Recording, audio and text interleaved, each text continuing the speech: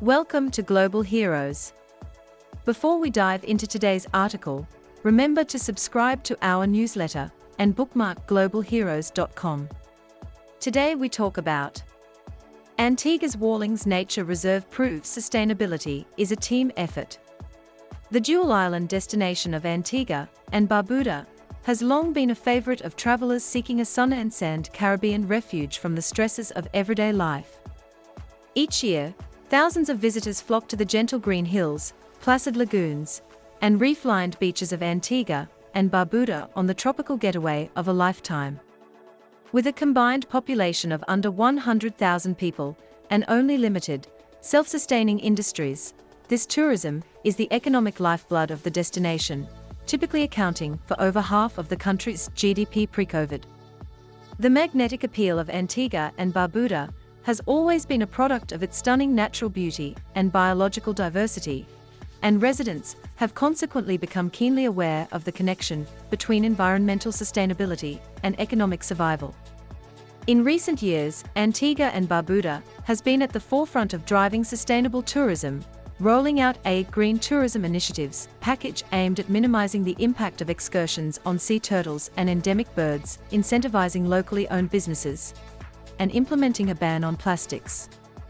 In particular, one small village in Antigua is providing a new, inspiring model for the rest of the world on how to realize grassroots, community-driven change. Nestled in the forested areas of southwestern Antigua, the Wallings Nature Reserve is the country's first community-managed national park. A not-for-profit company that safeguards over 1,600 acres of Antiguan rainforest, the Nature Reserve has grown from humble origins into an international case study for empowering vulnerable communities. The secret to Wallings' success is in its staffing. The reserve draws its growing force of volunteers and employees from persons who have a love for nature. Although located in John Hughes Village, most team members do not reside in the village. Rangers, technicians and administrators make up the dynamic team, driven by a desire to preserve the nature and wildlife of the last remaining rainforest in the Shirkla mountain range. The story of Wallings dates back over 30 years from another NGO, Environmental Awareness Group, EAG. Although written, those plans for the area never materialized, said Refika Atwood, Executive Director of Wallings Nature Reserve. It took one person in 2016, after receiving training in community tourism from the Sustainable Tourism Unit within the Ministry of Tourism, to create what is now the conservation and development of the Wallings Forest area. Championing biodiversity, ecological sustainability, and equal access to the island's resources, the Wallings Nature Reserve has been able to translate the hard work and commitment of the company into a compelling outreach, forging key partnerships with other NGOs and public donors both at home and abroad. With this growing groundswell of support, the reserve has already initiated and completed 11 projects to conserve the biodiversity of the Wallings Forest area. Extensive reforestation, the construction of accessible washrooms, and the provision of local subsidies for businesses suffering from the impact of COVID-19 are only a few highlights from the company's ambitious docket.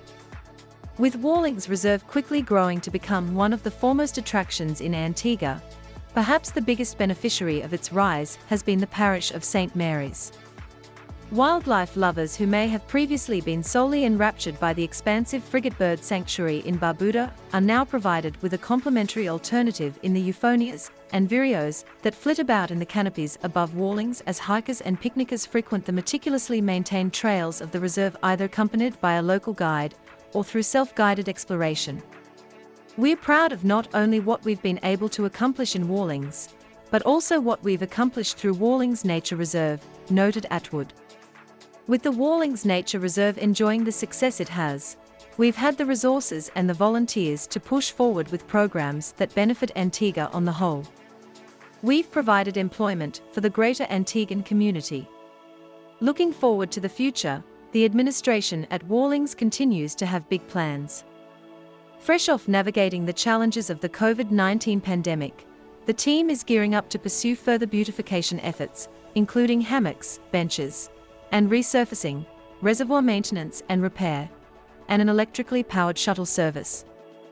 In keeping with the core of their conservatory mission, the team is also looking to convert the entirety of the reserve to solar power.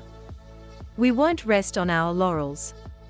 We've done so much, but there's much more than can be done, concluded Atwood. We've created a model of community-driven change that we know can do great things. We think this is something that can work all across Antigua and Barbuda and beyond to realize greater sustainability in the world. Of course, this sort of forward, sustainably minded thinking is emblematic of the shift towards greener, cleaner initiatives embraced by Antigua and Barbuda on the whole. Should the world's leaders need a thriving example of environmentally conscious policymaking in action, they will find it in Antigua and Barbuda. Should the world's people seek an uplifting, authentic story of how a vulnerable village reinvented itself as a verdant preserve for some of the Caribbean's most beautiful flora and fauna, they will find it in the Wallings forest being led by Wallings Nature Reserve. To learn more about the Wallings Nature Reserve and how you can support the project, visit wallingsnaturereserve.org. Thanks for being with Global Heroes.